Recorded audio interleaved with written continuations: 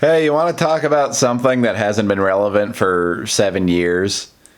Remember when the Warriors went 73-9 in the regular season? Like, broke the all-time record for the most wins. And then the entire world was on their side for a little bit, including me. I definitely became an enormous bandwagoner. And it wasn't even so much that I liked the team that much, or the individual players. They were all fine. I mean, I think Steph Curry is pretty cool. I think Klay Thompson is pretty cool. I won't even say his name, but the Big D. Yeah, never been a big fan of his. He's a generational defensive talent. And he's also just a person I don't want anywhere near me, ever. But yeah, I never was like a huge fan of the team. Obviously, I'm not from there or anything. I have no reason to really be that invested in them. But I really, really wanted them to win the championship that year. Maybe just to say that, hey, I saw this once in a lifetime potentially thing. Who knows when that record will ever be beaten?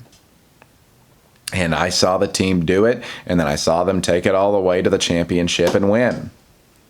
And then, of course, I mean, do I even need to recap this? I feel like it's a tale as old as anything in the Bible.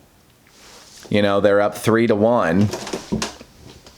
And then, yeah, Draymond got suspended a game. I just said his name when I said I wasn't going to, but whatever. Draymond got suspended a game, which is funny because I've heard people say that, I've heard like some, I don't know how true this is, like some ref said that like they did that to extend the NBA Finals, because obviously when you have more games, you can run more ads on it. And that, I mean, I wouldn't put it past the NBA. It has been shady about some things in the past. He got suspended a game, and then, you know, he comes back, and, you know, they end up losing still, even with him there. My goodness. I felt empty inside when that happened. And it's so hard to articulate why, because, again, I don't care that much about the team. I think it's honestly kind of funny. It's like a funny little twist of fate.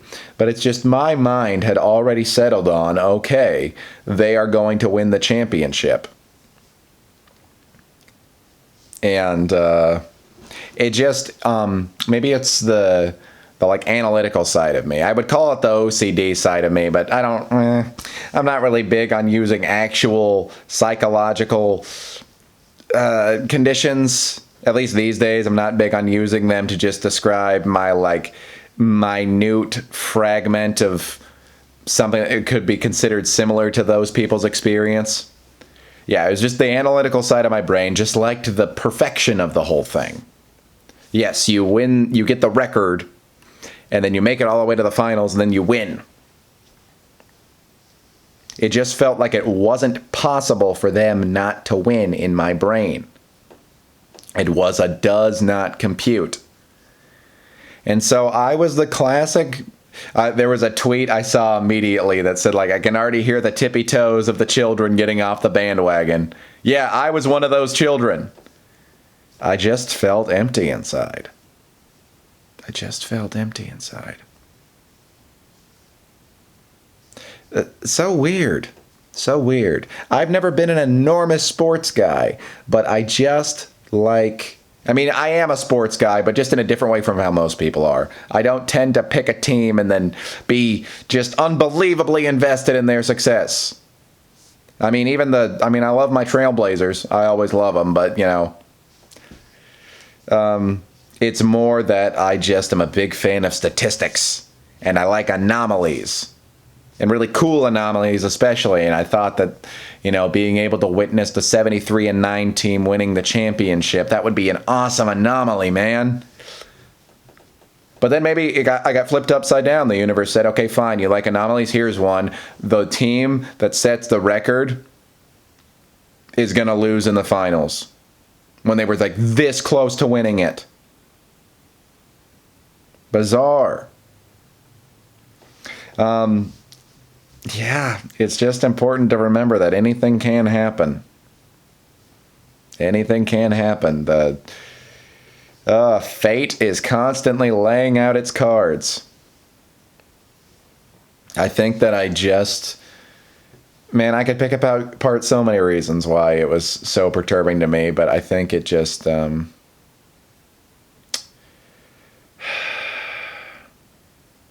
it taught me that I can never be totally prepared. And that even people that seem like they totally have it all together, like they got this, they're going to pull it through. They can fail too sometimes. And if the greatest basketball team of a regular season can fail to pull it together, people that I depend on in high positions of politics and medicine and science and all kinds of things, they can fail too.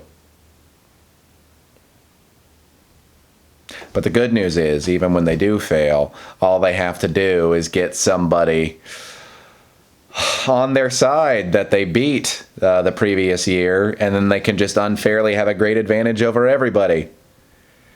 Man, basketball just kind of broke after that. Yeah. I still don't forgive you, KD.